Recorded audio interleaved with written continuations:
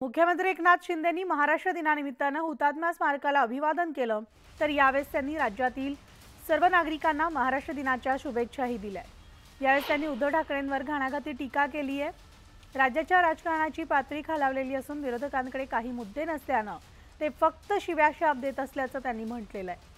आणि दुसरीकडे घरी बसलेल्यांच्या मागे महाराष्ट्र उभा राहणार नसल्याचं सांगत त्यांनी ठाकरेंवर निशाणा साधलाय।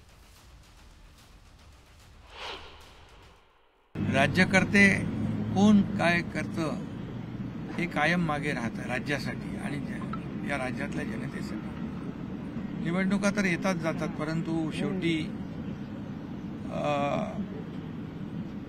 आपली परंपरा आणि जे काय आरोप प्रत्यारोप आहे त्या परंपरेला कुठेही खंडित न करून देणं हे आपल्या प्रत्येकाचं कर्तव्य असतं। परंतु दुर्दैवाने ही पातळी खालावलेली आहे आणि रोज शिव्याशाप आरोप या पलीकडे विरोधकांकडून काही ऐकायला मिळत नाही, पाहायला मिळत नाही। आदरणीय नरेंद्र मोदीजी असतील, देशाची प्रगती 10 वर्षामध्ये जी केली त्यांनी, आणि या महाराष्ट्रामध्ये देखील केंद्र आणि राज्य सरकार डबल इंजिन सरकार म्हणून काम करत आहे। आणि आपण पाहतो आम्ही त्यांच्या आरोपांकडे उत्तर न देता, आरोपांना उत्तर न देता कामाने उत्तर देतोय।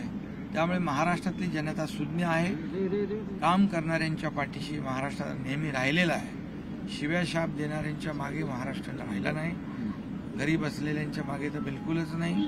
रस्त्यावर उतरून जनतेची सेवा करणाऱ्या लोकांच्या मागे महाराष्ट्र उभा राहिलेला आहे।